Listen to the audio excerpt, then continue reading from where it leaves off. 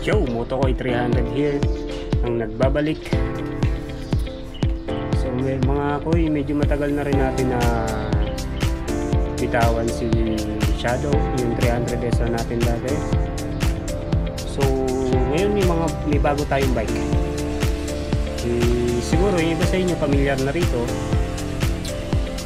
Gusto ko ipakita sa inyo and sabihin na rin yung ibang ano niya, specs, feature. Hindi naman siya ganun karami pero mas upgraded tayo kaysa kay 300S. Mas maganda at mas comfort. Ito ang Honda Wave 2005. Hindi mo ako, joke lang. Ito ang nakuha nating bike. Ito ang NK 400 V3.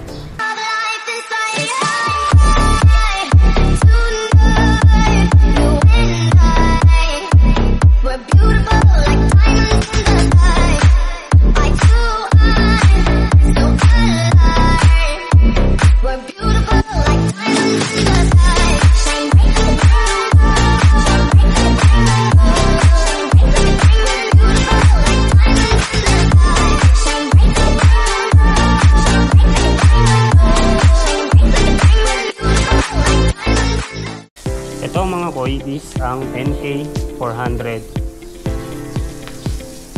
CF Moto. And kita nyo yung gilid, yan na. Yan yung paligid. Then punta muna tayo dito sa engine spec niya. Gumagamit to ng 400cc, 41 horsepower, and 35 Nm of torque. 6 speeds manual transmission and dual cylinder. Ayan, kita nyo dual cylinder na. Meron na rin siyang liquid cooled.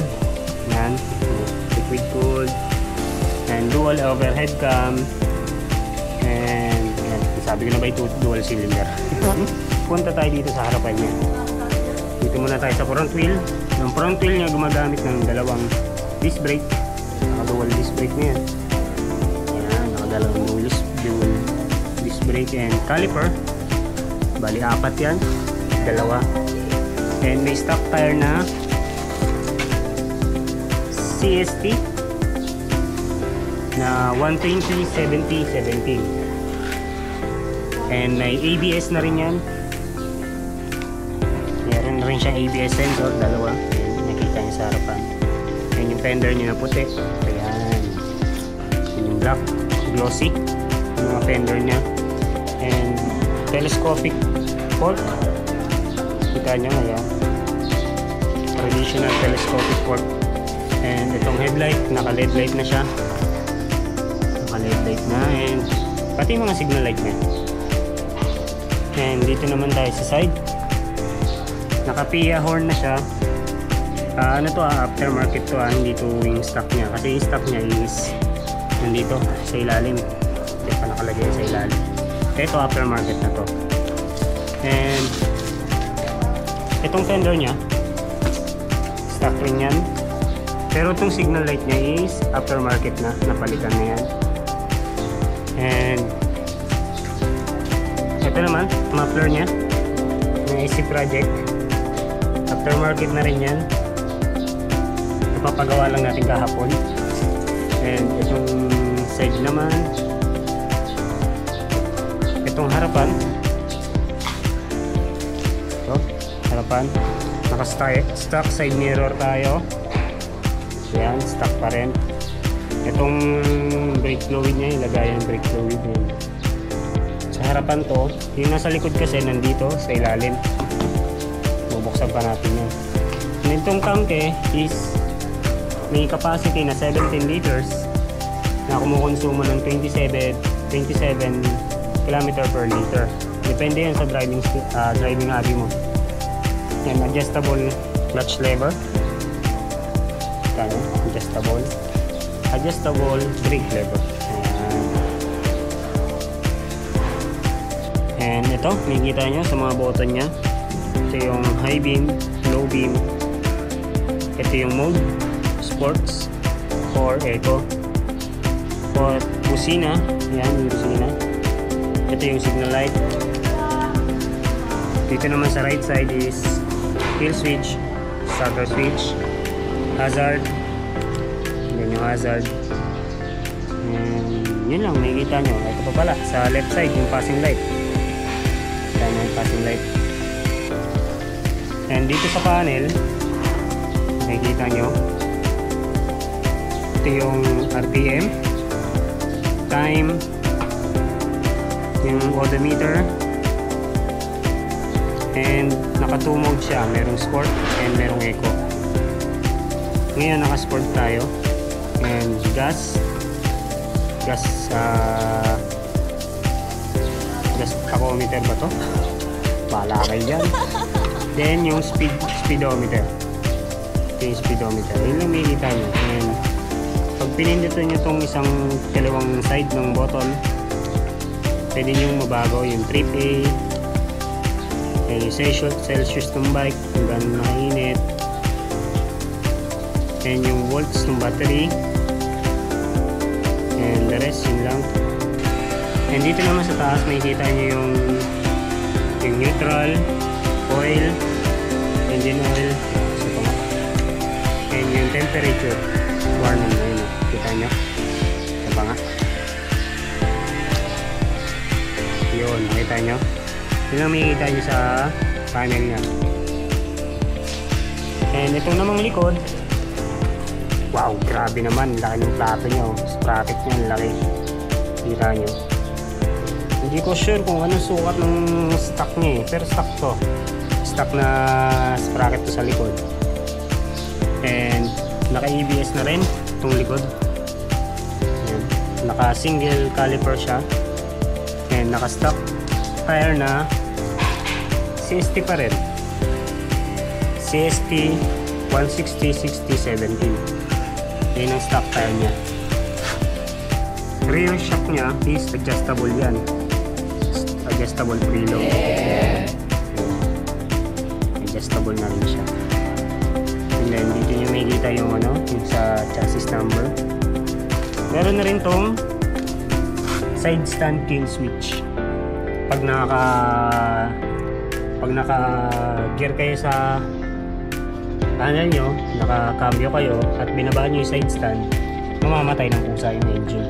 Yung coolant yung engine, makikita nyo dito sa bandang right side. Yung motor is dito, sisilipin nyo lang yun yung protect. Kita nyo, makikita nyo doon yung taas ng coolant, yung kulang na ba o hindi. All stock po ito hindi pa naibaba, hindi pa tayo nakapag-adjust sa rear shock. All stock. Side mirror. May iba kasing NK owner na binababa ng konti itong shock sa harapan and binababaan itong rear shock para mas abot nga naman. Pero ang masasabi ko is medyo mataas siya dun kay 300 SR. Pero abot pa naman, ang height ko is 5'3". Abot ko pa siya, tiptoe lang ako. Pero kaya naman yung manage. Nga pala, itong NK400 is may timbang na 206 kilo. Yun nga, medyo mabigat siya sa cc niya na 400cc. Si 300 SR kasi dati natin is 167 kilograms. So mag-adjust pa tayo dito sa timbang nito. Medyo heavyweight, 206 kilo. Pero kaya naman, manageable naman yan. Masasanay at masasanay din tayo dyan. Mga ko, itong mga aftermarket na nakita nyo, dalawa lang naman totally. Yung pipe and yung busina. Yun lang naman. And then yung signal light sa likod. Yun lang naman yung napalitan. The rest, all stock na. Yung pipe, napalitan natin kahapon sa green muffler kay Sir Joey. Hindi ko alam. Nakalimutan ko na. Joel or Joey. Doon tayo nagpapalit ng pipe. Nagpakabit tayo ng mayroong resonator. Then, nagpakabit na rin tayo ng RFID. Yan, kita nyo. Kahapon. And na-drive na rin natin siya sa expressway. Kasi nung na-get natin siya is galing tayong Bulacan. Tapos gabi yun, gabi pa yun. And then dun ko nasubukan din yung power and output niya. And ito yung video na yun.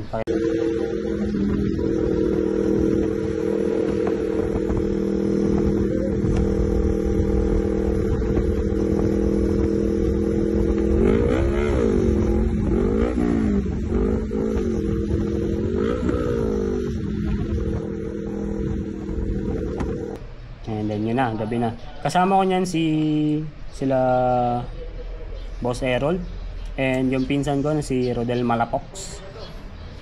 Yan. Then pagka get namin, galing kami ng Bulacan, Bukawi, umuwi kaming Pampanga. Nakaramdam ng gutom, kumain muna kami. Kumain kami ng King Burger.